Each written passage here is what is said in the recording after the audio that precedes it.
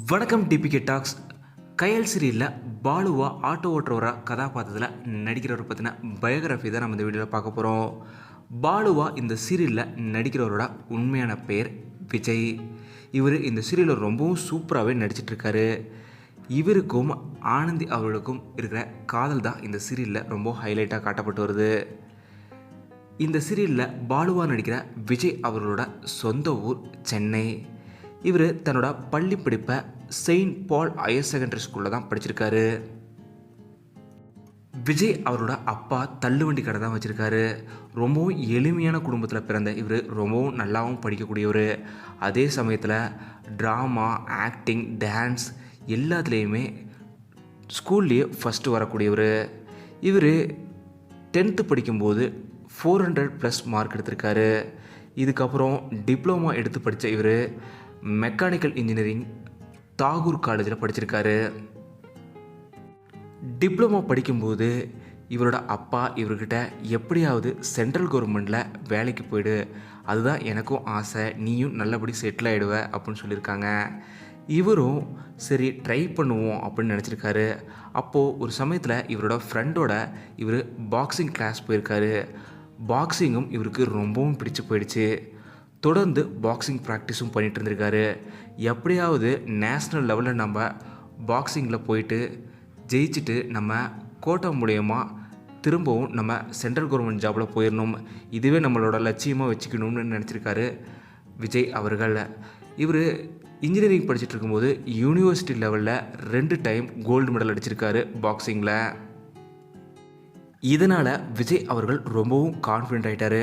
நம்ம எப்படியாவது gold medal அடித்து, அதுவும் நேஷ்னல் லெவலில் கோல்டு மெடல் அடித்து நம்ம சென்ட்ரல் கவர்மெண்ட் வேலைக்கு போயிடணும்னு. ஆனால் இவர் நினச்ச மாதிரி இவரால் நேஷ்னல் லெவலில் ஜெயிக்க முடியல. நேஷ்னல் லெவலில் நடந்த மேட்ச்சில் விஜய் அவர்கள் பாக்ஸிங்கில் தோத்துட்டார்.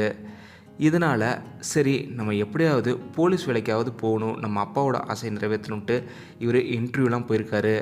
ஆனால் போலீஸ் வேலையிலையும் ஃபஸ்ட் ரவுண்டில் செலக்ட் ஆன இவர் ஃபிசிக்கல் ரவுண்டில் தோத்துட்டார். அடுத்தடுத்து கவர்மெண்ட் ஜாபில் 2 வருடம் ட்ரை பண்ணியிருக்காரு. அது எதுலேயுமே இவரால் செலக்ட் ஆக முடியாமல் ஃபெயிலியர் தான் கிடச்சிருக்கு. சரி, குடும்ப சூழ்நிலை இப்படி இருக்குது, நம்ம இந்த நேரத்தில் இப்படிலாம் போகக்கூடாதுன்னு நினச்ச விஜய் அவர்கள் குவாலிட்டி இன்ஜினியராக 2 வருடம் வேலை செஞ்சுருக்காரு. இருந்தாலும் இந்த வேலை அவருக்கு அவ்வளோவா பிடிக்கல. சரி எப்படியாவது நம்ம வேலைக்கும் போயிட்டு அதே சமயத்தில் நம்மளோட நடிப்பு திறமையாச்சும் வெளிப்படுத்தணும் அப்படின்னு நினச்சிருக்காரு விஜய் அவர்கள். அப்படி இவர் நட்சத்திர பட்டறைன்ற ஒரு கூத்துப்பட்டறையில் போய் ஜாயின் ஆகிறாரு. அதுவும் வேலைக்கு போய்கிட்டே. இவரோட நடிப்பை பார்த்து அந்த மாஸ்டருக்கே ரொம்பவும் பிடிச்சிருச்சு. ஏன்னா பலருமே 2-3 டேக் எடுக்கும்போது இவர் ஒரே டேக்லேயே ஃபுல் கதையுமே சொல்கிறத பார்த்து சீனியர்ஸுமே பாராட்டியிருக்காங்க. அந்தளவுக்கு இவர் அந்த செட்லேயே சூப்பராக நடிச்சிருக்காரு. நட்சத்திர பட்டறையிலுமே இவரோட மாஸ்டராக ஜெகா மாஸ்டர் அப்படின்றவர் தான் இருந்திருக்காரு. அவருமே நீ நல்ல லெவலில் வருவேன்னு சொன்னதுக்கப்புறம் தான் இவருக்கு ஒரு கான்ஃபிடென்ட்டாக வந்திருக்குது. ஓகே நமக்கும் நடிப்பு வருது, நம்ம ஏதாவது பண்ணணும்னு. அப்புறம் அந்த குவாலிட்டி இன்ஜினியர் வேலையை அவர் விட்டுட்டார். அதுக்கப்புறம் நட்சத்திர பட்டறையிலேயே ட்ரைனராக மாறியிருக்காரு. ட்ரைனராக மாறினதுக்கப்புறம் இவருக்கு கொஞ்சம் சம்பளம் கிடச்சிருக்கு. அதை வச்சு கொஞ்சம் கொஞ்சமாக வீட்டுக்கு கொடுத்துட்டு வேறு ஏதாவது நடிப்பு வாய்ப்புகள் கிடைக்குமான்னு இவர் அலைஞ்சிருக்காரு. அப்போதான் இவருக்கு சினிமாவில் வாய்ப்பு கிடைச்சிது. கபடதாரி, ஜெயில், தடம், பீஸா 3, 4th ஃப்ளோர்னு தொடர்ந்து ஒரு 5-6 திரைப்படங்களில் இவருக்கு வாய்ப்பு கிடைச்சிது.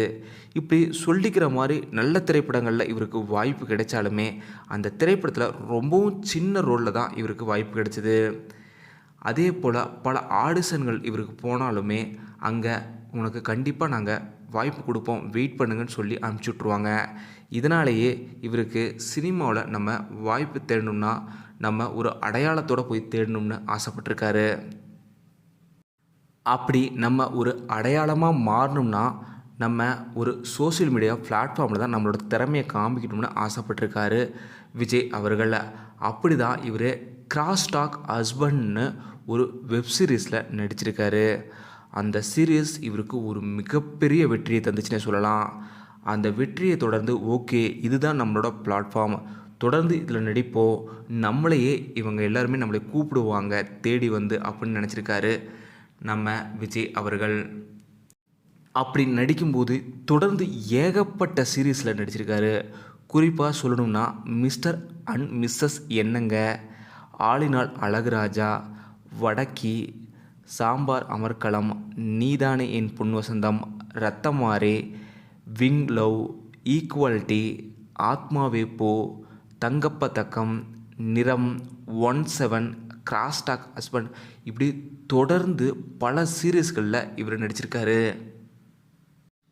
இப்படி பல சீரீஸ்களில் நடிச்சிருந்தாலுமே இவருக்கு ஒரு மிகப்பெரிய ஹைலைட்டாக மாறின சீரீஸ்னால் அது ஷாலினி ஸ்டோர்ஸ் சீரீஸ் தான். இந்த சீரீஸில் கண்ணன்ற ரோலில் இவர் நடிச்சிருப்பார். இவரோட லைஃப் டர்னிங் பாயிண்ட்னா அவர் அந்த ஷாலினி ஸ்டோர் தான் சொல்கிறாரு. அந்தளவுக்கு இவருக்கு ஒரு மிகப்பெரிய அடையாளத்தையே ஷாலினி ஸ்டோர்ஸ் கொடுத்துச்சு. இந்த சீரீஸில் நடிக்கும்போது இவங்களோட பேரா ரேஷ்மா அவங்க தான் நடிச்சிருந்தாங்க. அவங்களுமே ஒரு சீரியல் நடிகை தான். இவங்க இருவருமே நடித்ததை பார்த்து பலருமே இவங்க ரெண்டு பேருமே ஹஸ்பண்ட் ஒய்ஃபா அப்படின்னு கேட்குற அளவுக்கு இந்த சீரியஸ் மிகப்பெரிய வெற்றி பெற்றுச்சு. இது போல் விஜய் அவர்கள் நினச்சது போலவே இவருக்கு வாய்ப்புகள் தேடி வர ஆரம்பிச்சது. அவர் ஆரம்பத்தில் பல ஆடிஷனில் கலந்துருக்கும்போது கிடைக்காத வாய்ப்புகளுமே இவர் சில ஹிட் சீரீஸில் நடித்ததுக்கப்புறம் இவரை தேடி அந்த வாய்ப்புகள் கிடைச்சிது. இதை ரொம்பவும் சந்தோஷமாக எடுத்துக்கிட்ட விஜய் அவர்கள் கனா காணும் காலங்கள் சீசன் 3ல் நடித்தார். ஆரம்பத்தில் இது லீட் ரோல் இல்லையே, இதில் நம்ம ஏன் நடிக்கணும் அப்படின்னு இவர் அவாய்ட் பண்ண தான் நினச்சார். இருந்தாலுமே அந்த சசிகுமார் கதாபாத்திரம் ரொம்பவும் இவருக்கு பிடிச்சிருச்சு. கிராமத்து பையன் கதாபாத்திரத்தில் இருந்து அவர் சிட்டிக்கு வர்ற மாதிரி காட்சிகள் இருந்தது. ரொம்பவும் சின்ன கதாபாத்திரம் தான் சொல்லியிருந்தாங்க. ஆனால் இவரோட ஸ்ட்ராங்கான ஆக்டிங்கை பார்த்தும் அந்த கதை களமும் பார்த்தும் இவருக்கு தொடர்ந்து அந்த சீரீஸில் சசிகுமார் கதாபாத்திரத்துக்கும் ஸ்டோரி லைனை இன்க்ரீஸ் பண்ண ஆரம்பித்தாங்க. இப்போ கூட கனாக்காணும் காலங்கள் சீசன் 3ல் இந்த சசிகுமார் கதாபாத்திரம் அவ்வளோ சூப்பராக இருக்கும். அதில் சூப்பராக விஜய் அவர்களுமே நடிச்சிருப்பார். விஜய் அவர்களை பொறுத்த வரைக்கும் அவருக்கு ஒரே கோல் தான், அது சினிமாவில் நம்மளும் ஒரு நடிகராக மாறணுன்றது தான். தன்னோட வாழ்க்கை எதிர்கால லட்சியமாகவே அவர் என்ன சொல்கிறாருன்னா, சும்மா ஏதாவது ஒரு கேரக்டரில் நடிக்கிறதுக்கு எனக்கு சுத்தமாக பிடிக்கல. ஒரு சின்ன கதாபாத்திரமாக இருந்தாலும் அது நம்மளோட பெயர் சொல்கிற அளவுக்கு இருக்கணும். அந்த கதாபாத்திரத்தில் நடித்தாவே எனக்கு போதும். அந்த மாதிரி கதாபாத்திரத்தில் நடிக்கிறதுக்கு தான் நான் ஆசைப்பட்றேன் அப்படின்னு சொல்லியிருக்காரு. குறிப்பாக சொல்லணுன்னா ஒரு வரலாற்று கதாபாத்திரத்தில் நடிக்கிறது, அதுவும் வரலாற்று திரைப்படத்தில் நடிக்கிறது தான் என்னோட மிக நீண்டகால லட்சியமே அப்படின்னு சொல்லியிருக்காரு விஜய் அவர்கள். கயல் சீரியலில் பாலு கதாபாத்திரம் உங்களுக்கு எவ்வளோ பிடிக்கும்?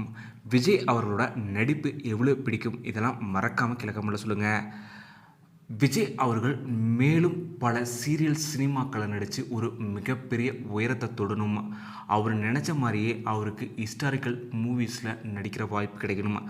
இன்னும் பல உயரத்துக்கு அவர் போகணும். அவரோட நடிப்பு திறமைக்கு இன்னும் பல லட்சியங்களையும் அச்சீவ்மெண்ட்டையுமே அவர் அடையணுன்றது தான் டிபிகே டாக் சார்பாக எங்களோட வாழ்த்துக்களையுமே விஜய் அவர்களுக்கு சொல்லிக்கிறோம். இந்த வீடியோ உங்களுக்கு பிடிச்சிருந்தா லைக் பண்ணுங்கள், ஷேர் பண்ணுங்கள். டிபிகே டாக்ஸ் இதை நீங்கள் சப்ஸ்கிரைப் பண்ணனா சப்ஸ்கிரைப் பண்ணுங்கள். மறக்காமல் பார்த்துருக்க பெல் ஐக்கானுமே கிளிக் பண்ணிடுங்க.